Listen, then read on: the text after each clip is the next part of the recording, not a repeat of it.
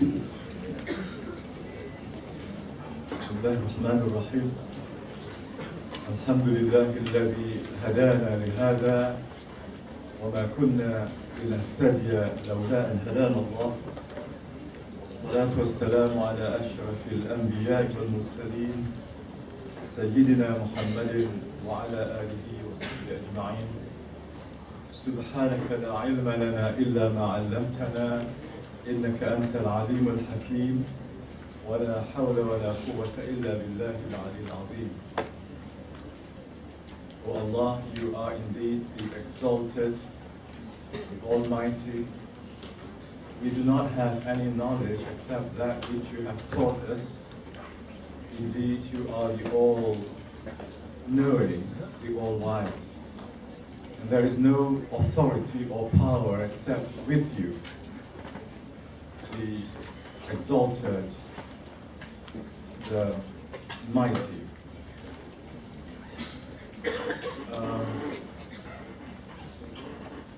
Mr. or Brother Chairperson, my colleagues, Dr. Muhammad from the Kuliah of Dentistry, and Dr. Azra, Deputy Dean of Kuliah of Pharmacy, and Dr. Che Anwar from the Kuliah of Pharmacy, students of IIUM Kuantan campus, and maybe students from other institutions, brothers and sisters, Assalamu alaikum wa rahmatullahi wa barakatuh.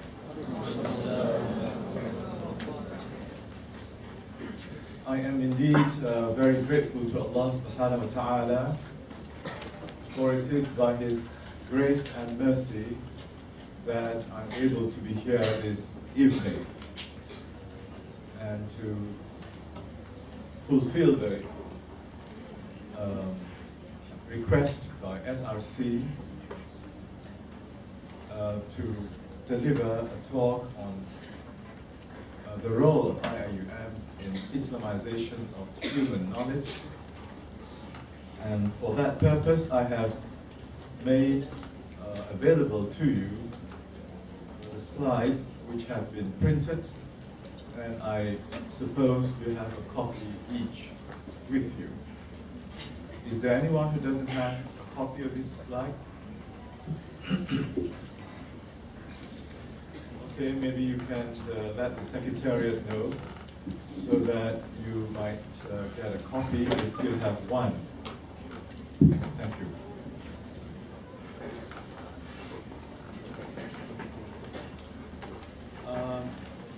Well, my two daughters here, will be in charge of the slides. I hope you can synchronize with my presentation, because given the time constraint, I'm not going to read everything in the slides, but I will just pick and choose. So please keep track with me. And according to the program, I think 15 minutes is given for Q&A. I think that is too short. I would prefer that we have about at least half an hour for Q&A, and I will try to shorten my presentation.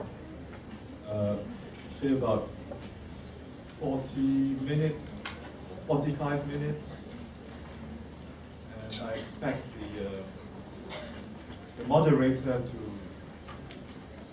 indicate to me when my time is almost up. So may I know who is the moderating this session? Who is the moderator, or the one who keeps the time? Or the MC, right? You are the MC, okay? Mr. MC, I now empower you to control me. Okay? So that don't be ashamed if you think my time is up. give me 5 minutes before my time is up. You can come up to me with a small note saying, please, your time is almost up, 5 more minutes. All right, you do that, okay? You agree? Okay, good. And you have to carry out your duty.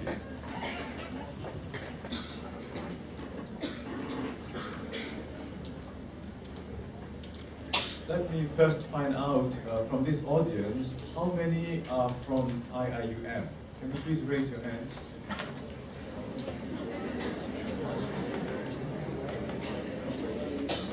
MashaAllah, it's about 98%. I think you have about 2% who probably are not from IIUM. That's good. And I feel very honored indeed to be invited. This is the first time SRC has invited me. Before this, I've been invited by the Kulia of Medicine, Pharmacy, Science, the campus director, but never by the students. So I feel honored that the students have taken this initiative to ask me to speak on this subject. A subject that is very dear to me because of my involvement from the very beginning of the university in actually before 1983, I was already involved in the planning in 1982. So for us, for me and my friends who were there in 1982, 83, I think many of you were not born yet. The announcement of the establishment of IIUM was a great joy to us because we wanted to see a university that is different from the secular-oriented universities we have all around us. And we were under the British system before, and so our educational system, including the university at that time, and the only university at that time was University of Malaya. I graduated from that university in 1966 or 65, got a degree in 1966. The orientation was secular. In other words, religion has no place in public life. Religion is not a source of knowledge, and religion has to be relegated to the periphery of human life. And knowledge is only produced by human reason. Revelation is not recognized as a source of knowledge. This was a great intellectual injustice to Islam. But the whole Muslim world was under the spell of this secular worldview regarding knowledge. And the products of these universities, from Morocco all the way to Indonesia, Pakistan, Indonesia, Bangladesh, Indonesia, Malaysia, were people who were, in a way, westernized or secularized. And we thought, after independence, 1957, we should be moving away from the secular models to come up with the holistic model, comprehensive model, or the Islamic model. And so we look up to the day, or look forward to the day, when we can have an Islamic university in Malaysia. And so when the government decided to establish this university in 1983, we were indeed overjoyed. Our dream was being fulfilled. What did this mean to us? At that time it meant that this university, in this university there is no dichotomy between what is religious and what is worldly. No separation. In fact, there will be an integration of reason and divine revelation. In fact, divine revelation will guide the development of the production of knowledge. I'm not yet at the slides. Huh? This is just the preface.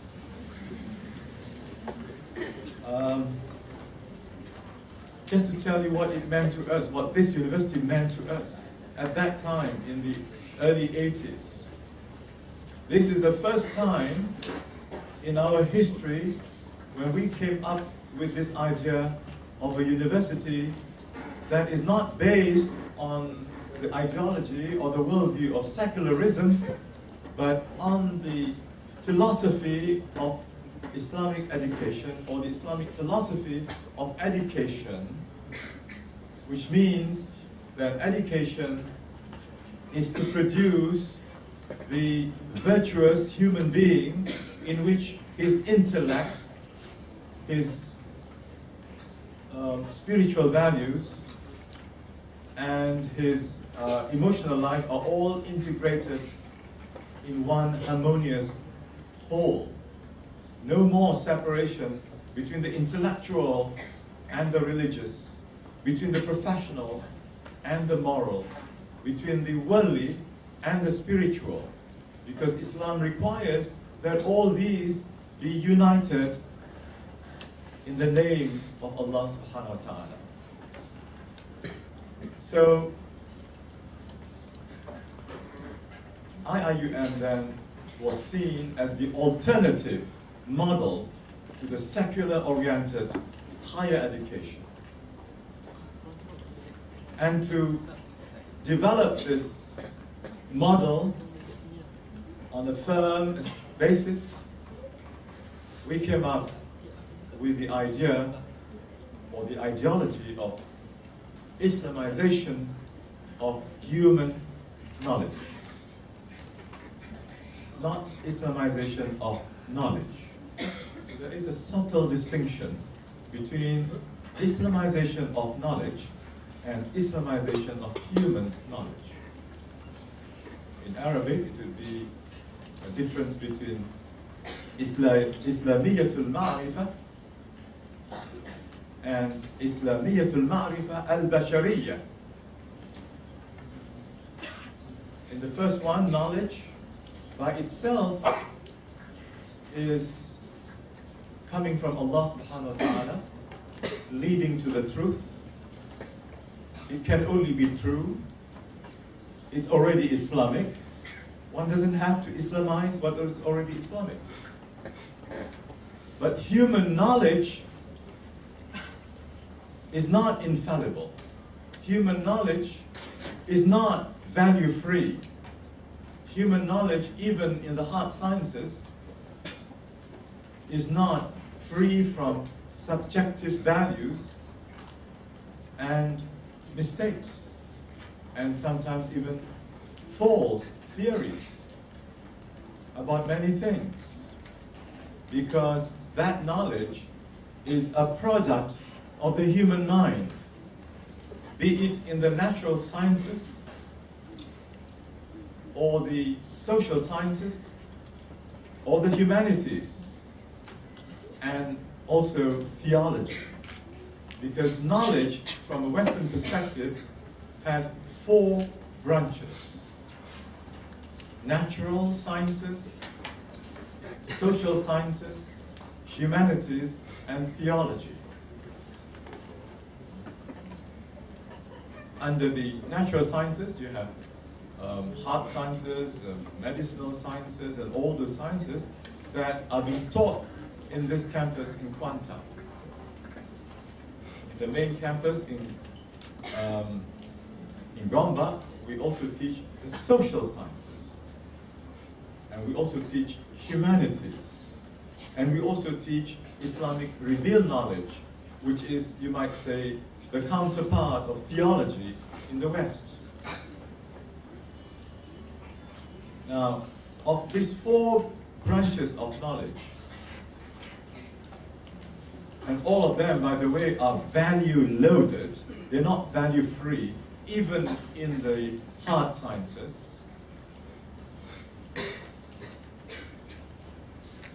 We realize that what we have inherited from the modern civilization is knowledge that is very much colored by Western background, Western values, Western perspectives,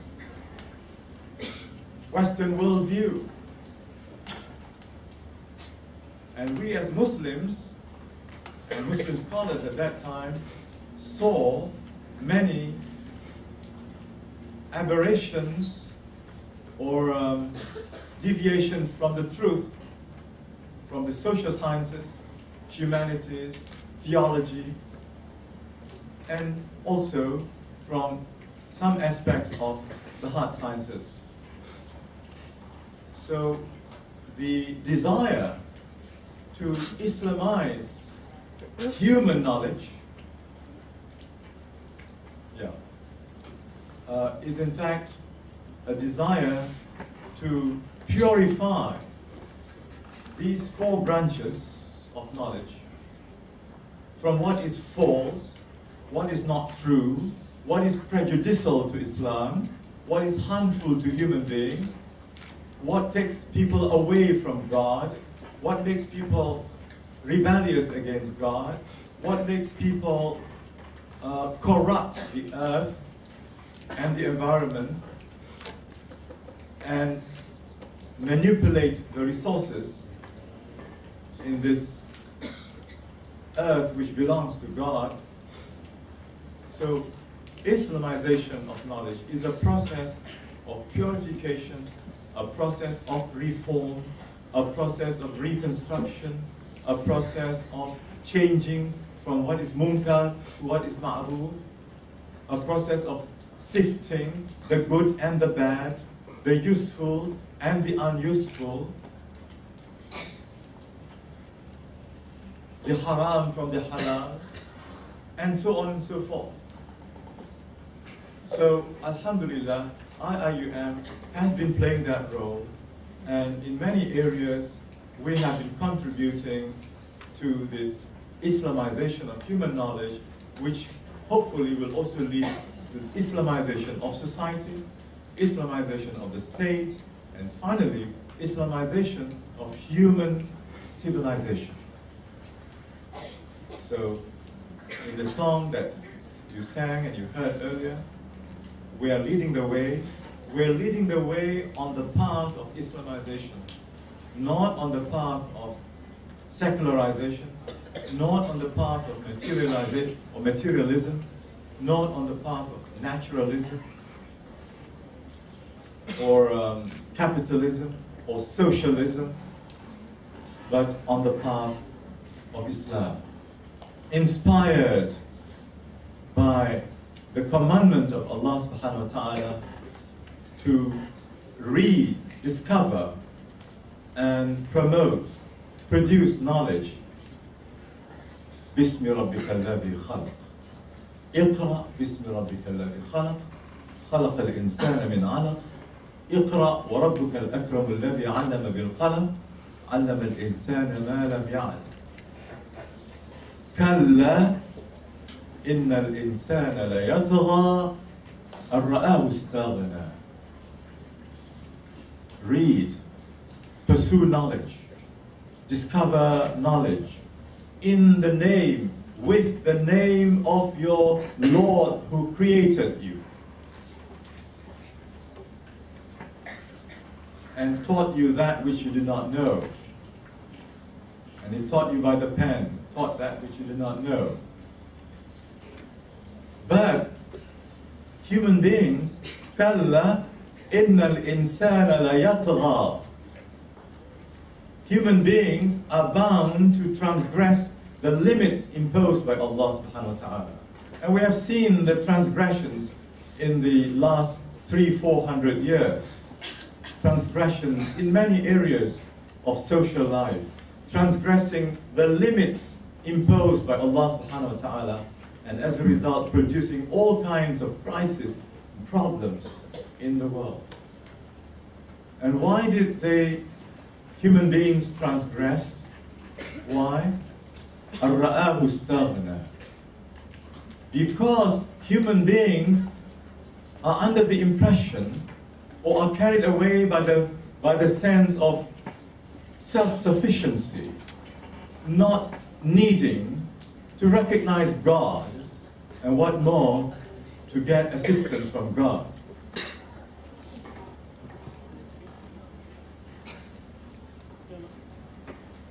Any problem? No problem. All right. Now I come to the slides. All right, very quickly.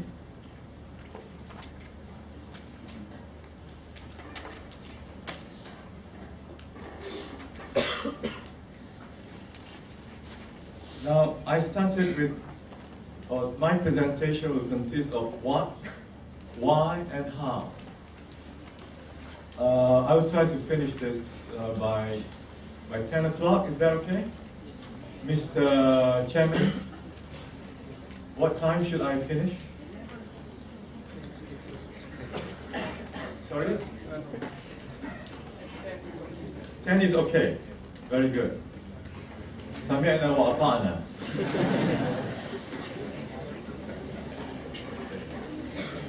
I am your obedient servant. Okay, what? What is meant by Islamization of human knowledge? So from now on, please use Islamization of human knowledge, not Islamization of knowledge.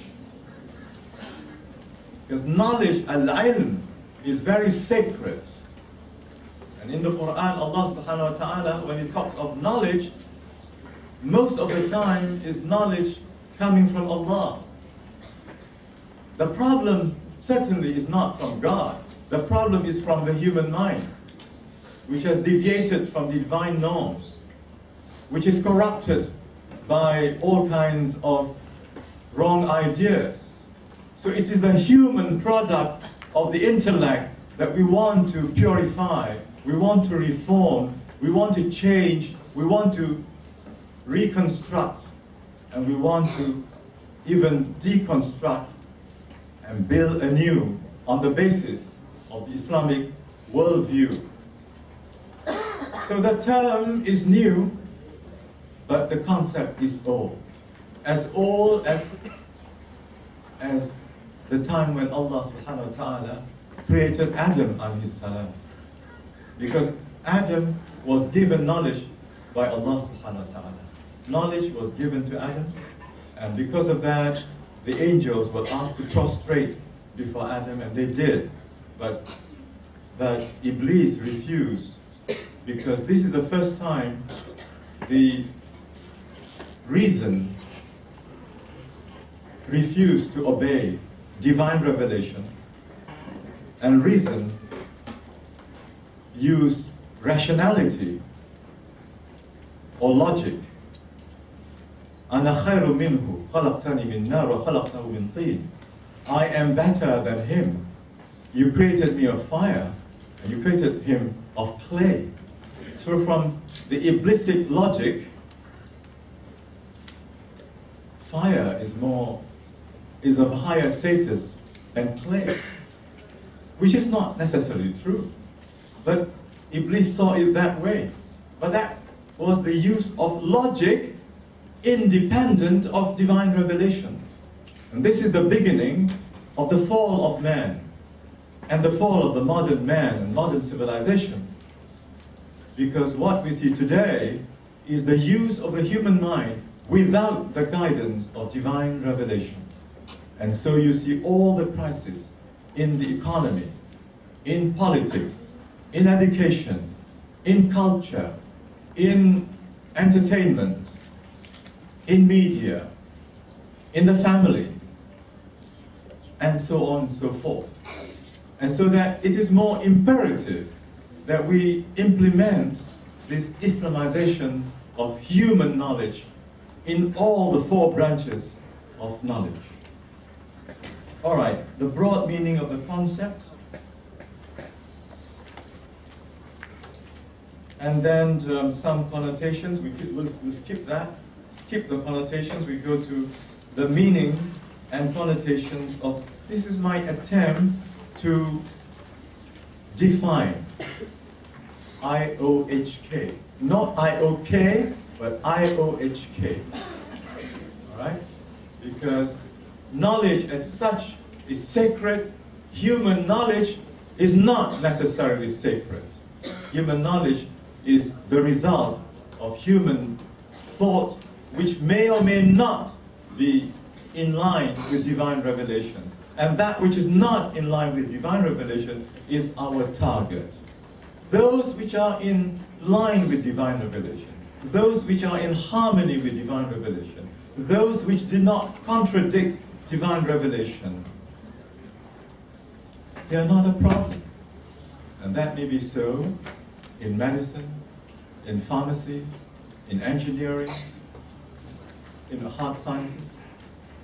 But wherever there is something which is contrary to the aqidah or the sharia or the akhlaq of Islam, then we have to do something about it. First, recognize it, and then try to change it, transform it, or purify it, depending on the nature of the problem before us. All right, the definition that I have here is the following. IOHK is an alternative intellectual paradigm for pursuing, and I detail all that, pursuing, teaching, developing, organizing, disseminating, utilizing, critiquing, and evaluating contemporary human knowledge, not divine knowledge, as contrasted with divinely revealed knowledge, which is being taught in the revealed knowledge kulliyah. But for revealed knowledge, there is another set of approach. Not Islamization, but Islah, Tajdid, Ihya, Al-Bina Al-Jadid, Taghyir, and so on. And all this I put together and give it an English name that is relevantization. So for all other disciplines, Islamization is the imperative.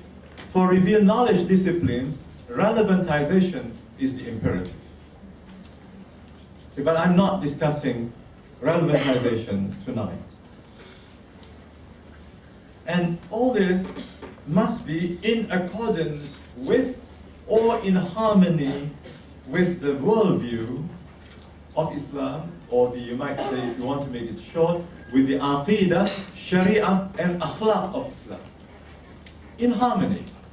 That which is contrary, that is the one that we are concentrating on. That which is not contrary, we leave it alone. We can accept it. We don't have to do anything about it, because it is not contrary. All right? So, next, 4.2. This paradigm is to be applied to the different branches of contemporary human knowledge, which is very much influenced by secularism. And I think in the modern world, coming from the West, most of the knowledge, except for theology, natural sciences, even medicinal sciences, social sciences and humanities, come from the environment where secularism is the dominant worldview. So our problem is with the secular foundation. And this affects the behavioral sciences, human sciences, and humanities. But as far as the natural, physical, and applied sciences, by applied sciences I mean engineering, natural, you studied here, natural and physical, or medicinal sciences, these sciences, which belong to the first branch, are also to be subjected to Islamization. But the focus of Islamization is not so much to the factual content or the technical content or the technological content of the discipline, but to the philosophical foundations of the discipline. Because the philosophical foundations are contrary to Tawheed, the concept of man in modern medicine. The concept of nature in natural science. The concept of the universe in the natural sciences. Nothing to do with God. Nothing at all to do with God. And that's a great injustice against Allah, a great zulm against Allah, which we have been teaching in and out without realizing that we are also indirectly guilty of spreading this zulm against Allah subhanahu wa ta'ala. You study the whole universe and you wonder at its mysteries and you use all the laws of nature and exploit all the resources without even being grateful to Him. And you cannot be grateful to Him because you don't recognize Him in the first place. So the whole of natural resources just came about somehow by accident of nature. So nature is the one that brought all this into being, including human beings. And that is a great injustice against Allah subhanahu wa ta'ala, against the truth. And that belongs to the philosophical foundations, not in the factual content of medicine or pharmacy or dentistry. We have no problems with dentistry unless you take the wrong tooth. The problem is, how do you define man? Is he a product of nature or is he God's creature? And that's very fundamental. The problem is, you go into maybe dentistry without discussing the philosophical underpinnings of the discipline. And so we have to explore the philosophical underpinnings and see what are those things which contradict the aqidah, the sharia, and the akhlaq of Islam. In engineering, we have no problem with you working on the best machines to solve all kinds of problems in the physical world. Our problem is, what are you going to use this for? Good or bad? Where do you get the funding and all that? And what is your philosophy about matter, about energy? Is energy, of course, we have been learning this, matter cannot be created, cannot be destroyed, which is a great untruth. But we have been teaching this. Matter simply turns into energy, and energy is matter. And we know that from Einstein. But where does all this come from? Again, the answer is nature, stupid. No. It's not from nature. Nature is God's creation. But when we say it's nature and then we forget God, we are really also guilty of a great zulm against Allah. Of course, if you are not grateful to Him, this is kufr and ni'mah. Allah created all this, all that you see in the universe. وَسَخَّرَ لَكُمْ مَا فِي السَّمَاوَاتِ وَالْأَرْضِ. Everything that is in the heavens and on earth are made subservient for you to use.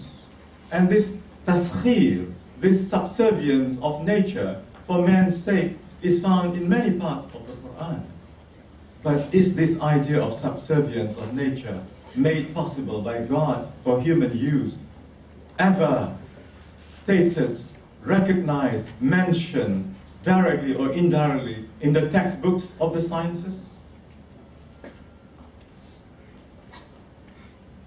pin drop silence. Because you have not come across any book that you have used, unless it's written by a Muslim. And sometimes even the Muslim simply imitate the non-Muslim. So then everything is from nature. That belongs to what is called the philosophy of science. And that is the metaphysical presuppositions of the discipline. That's where Islamization of knowledge is most relevant. But producing the right medicine, this is something that the best experts must come in. These are purely technical things. Unless you use the medicine in the wrong way, then ethics will come in. So the relevance of Islamization is at the level of ethics, ontology, axiology, and cosmology. And these are metaphysical matters or presuppositions which form the root of the disciplines. But unfortunately, we don't teach about the roots. We go straight to the trunk of the tree, we go straight to the branches, we go straight to the fruits. All right? So you don't see any necessity to come out with Islamization. Some people say, why do you need to Islamize? Nothing wrong with it. Nothing wrong because you have never examined the roots. You are so taken over by the usefulness of the fruits. And you don't care to find out below the earth, the roots are grounded in the philosophy of naturalism, or materialism, or positivism, or empiricism, or agnosticism, not Tawheed. This is a very serious matter. So Islamization of human knowledge is very serious indeed. Okay, now I just rushed through all the other what, because I want to end by 10 o'clock, obeying the command of the chairperson, the MC, unless you revise your, never mind. I'm not negotiating with you. I'll try to stick to this. Then you have the long-term goals, the realization of the long. You have the text with you, all right? The broader implications of the what, and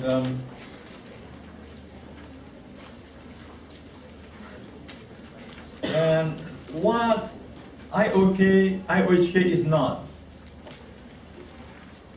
You have now what it is, and now what it is not.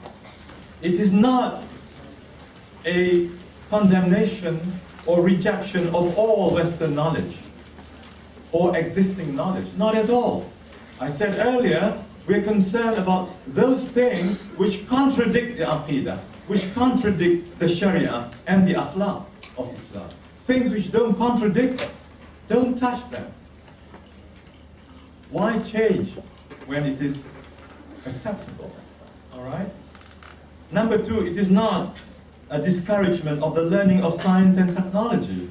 No, not at all. We need to have more scientists and technologists in the world, but not based on the philosophy of secularism or naturalism or humanism or positivism or empiricism, but on the philosophy of Tawheed, where man is a servant and Khalifa of Allah subhanahu wa ta'ala, and he is a steward, the one who holds. It's okay to proceed until 10:15. Oh, okay, thank you very much. So, our brother here vetoes the chairman. Okay, Mr. Chairman, I'm obeying him now.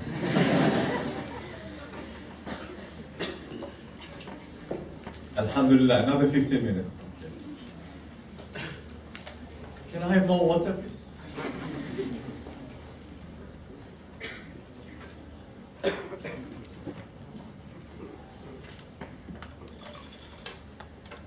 Okay. Now, what it is not, also, thank you very much, Jazakallah. It's also not concerned only with the development of Islamic religion knowledge and spiritual development.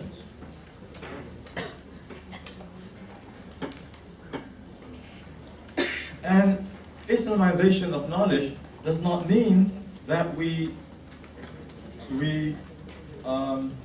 remove the scientific, the empirical, and rational research activities. No. In fact, in the field of research, there's so much we can learn from Western advancement in research. They are far, far ahead of the Muslim world in the field of scientific and technological research. So we have to learn from them. But what is the research for? That is ethics. To dominate other people, to advance your own nationalistic hegemony over the rest, to control the Muslim world, to make the Muslim world subservient to them. This is the area of ethics. But the research per se, the research methods per se, are very, very important indeed, particularly when we talk about statistics or statistical analysis, which is very, very sophisticated, very profound, and Muslims have to use those techniques in their research methods. And now the why. Why? Why do we have to do all this? It's already partly answered in the commandment of Allah, Iqra bismi rabbika alladhi khalaq. In the fact that we are servants of Allah. In the fact that our aql is produced by Allah subhanahu wa ta'ala. And therefore what knowledge the aql produce must be congruent, must be in harmony with, and must not be against the aqidah, the sharia, and the akhlaq of Islam. But look at the social sciences, economics, law, politics, psychology, anthropology, and so on.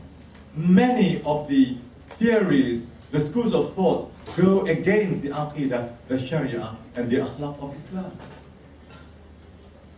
In the humanities, look at the literature, look at the drama, look at the art, look at the music, look at all these things. They go against the akhlaq of Islam. So we need to do the Islamization in those areas. So we are also believers of Allah subhanahu wa ta'ala. Believers in Allah will look at nature differently from those who do not believe in Allah subhanahu wa ta'ala. They may be the Russians, they may be the Chinese, they may be the Americans, they may be the Europeans, they may be the Australians, they may be the Canadians, but they all look at nature from the naturalistic perspective, not from the Tawhidic perspective. But we as believers must look at all these realities from the Tawhidic perspective. And number 5, we are supposed to be, you are supposed to be, the budding scholars of the Ummah. And the others who are here in front, these are the scholars of the Ummah. And scholars in Arabic, in Islam, are called ulama. They are men and women of knowledge, not necessarily religious knowledge. Because in the Arabic language, if you talk about in Arabic language, the scientists of physics, then you say ulama al-fizya, or the scientists of chemistry, then they will say ulama al-kimya. But the word is ulama. The problem is, we think the word ulama is only meant to be used for the religious scholars. And we're supposed to be the best ummah and the ummah wasat. And therefore we have to provide the alternative to this very corrupt, God-defiant civilization, which is known as the modern civilization, which has brought about a lot of suffering in the world today. We need a new civilization built upon the philosophical foundation of ubudiyya and khilafah to Allah subhanahu wa ta'ala. And so we have the principle of iqra, tawheed, amana, khilafah, ibadah, and not to forget tazkiyatun nafs, the purification of the self. There's no point purifying the knowledge if the scholar is also not purified in terms of the aqidah, akhlaq, and sharia. All right, then I go to, our university has already the vision of IIUM as enshrined in the Constitution. You can see all that. And B2.2, it is stated in the Constitution to promote, IIUM is to promote the concept of Islamization of what? Of human knowledge. Not knowledge, human knowledge. The problem is with the human beings, not with knowledge as such. And so we underline human knowledge.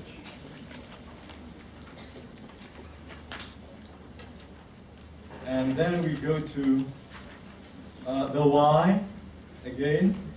These are the extraneous factors. We have the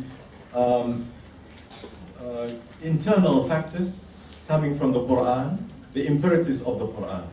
All right, those are the internal factors. Then we have the external factors. That is to say, the economic system in the world today, the political system of the world today, international relations, and all kinds of crises. And many scholars of the West have come up with their critical views about this contemporary civilization, which has brought about all kinds of crises in the world today. And I've mentioned only some of them under B4.1. And I move on to B4.3. Another extraneous reason, another external factor is the moral failure of secular modernity. Look at how progressive is the world today, when many nations are beginning to recognize and legalize same-sex marriages. And for them, it is another step of civilization. For us, it is going back to animality and barbarity, jahiliyyah. But for them, it is a sign of human freedom. This is just one example. There are hundreds of examples of this moral failure of secular modernity. And look at the music. Look at the films. Look at what's in the social media. Look at what's in the internet. Look at the pornography, which is prevalent, available to the smallest kids by just pressing the button. Now we come to the how. كيف, ماذا, لماذا, and كيف. All right? So how to, there are many ways.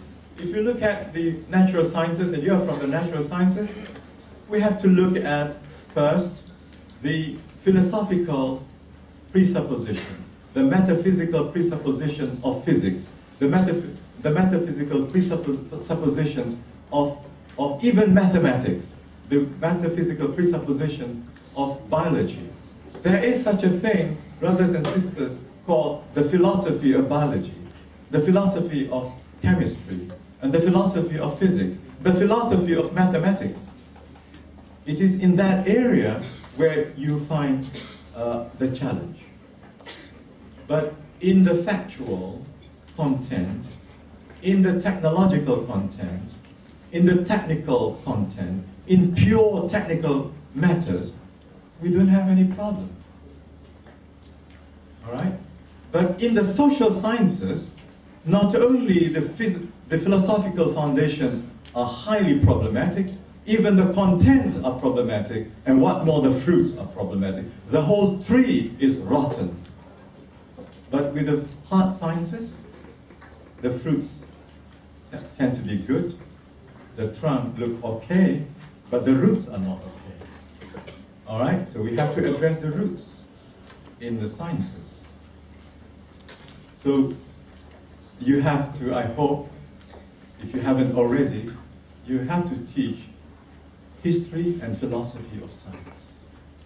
Teaching the history of science will expose to the students how a great civilization held the world at sway for 800 years at least, how the works of Muslim doctors and Muslim scientists in Arabic became the textbooks of several European universities.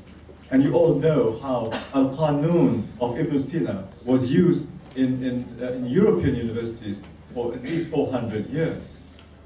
And you also know, and you should know, that the Renaissance was made possible because of the catalytic effect of the discoveries by Muslim scientists in Spain, in Baghdad, in Sicily, in North Africa. And so history of science then will correct the false history being taught by the West. All the big theories are attributed to the Europeans, whereas we know that many Muslim scientists had preceded many of these European scientists for centuries. Copernicus took a lot of his ideas from al-Battani in astronomy. And Copernicus perhaps knew Arabic, or at least he used the works of al-Battani, al-Tusi. And many others were using Arabic works. And if you do not know the history of science, then you think what you have today are all the products of modern Europe. Again, another injustice to Islam and to the Muslims. Another zulm, kabir, to the Muslims. Philosophy of science needs to be taught, because here is a time, here is the avenue for you to correct the philosophical basis of naturalism. It is not nature that brought all these into being. It is Allah subhanahu wa ta'ala. That is something you must reinstate when you teach science. Okay, good. Alhamdulillah. Now you send a lady so that it will soften my heart. Okay, my dear doctor, I will obey you. It's okay. Yes, 5 minutes will be fine. So, and there are many things when it comes to metaphysical assumptions about science. The fact that Allah says this whole universe contains innumerable, countless signs of Allah subhanahu wa ta'ala. You don't see that in your textbooks at all.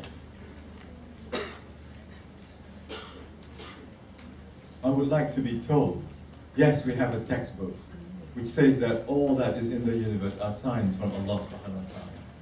Please tell me after this, if you have come across that textbook that you have learned either in your school or here. Maybe in medicine, if you have been using Prof. Omar Kasole's books, you would find it. But I'm not sure the other disciplines would have that kind of statement that the universe did not come out by accident of nature. The universe was planned by Allah subhanahu wa ta'ala, designed by Him, produced by Him. But yes, over time, over 6 aeons, long periods of time, Allah allowed the universe to evolve. But He is the evolving power, energy, will behind all that, not nature. The blind nature cannot come up with this beautiful design, with this perfect harmony that made Einstein overawed to the point that said that if, for this great design indicates the mind of behind this universe. He did not, of course, refer to God, but refers to some mind, because they are still shy to admit that there is a God. Okay, in education, how we can see, and IIUM has played its role in education. In law, many of our students are practicing in Malaysia. Economics, many of our students are in the Bank Negara, and they're bringing in the Islamic perspectives in Islamic economy, Islamic banking, Islamic finance, blah, blah, blah. In literature, we have also people doing that, political thought, and so on. And then I mentioned the how, weeding out, reform, prioritize, develop the ulul albab, and then holistic quality, and so on and so forth. So, is it time? What? Not yet. How many more minutes? 2 more minutes? Okay, 2 more minutes, all right. Then I mentioned, after this, a variety of intellectual efforts which can be undertaken as part of the, here I mentioned the word Islamization of human knowledge agenda at IIUM. So I mentioned the method of integration. I mentioned number 2, serious critique or critical assessment. I mentioned, thinking that you are on the wrong. I mentioned reform or islah, tajdeed, revival or relevantization. That is for revealed knowledge. That's number 3. Number 4, I mentioned you can do comparative analysis studies from the secular perspective and the Islamic perspective. That's what we do also in economics, law, and business.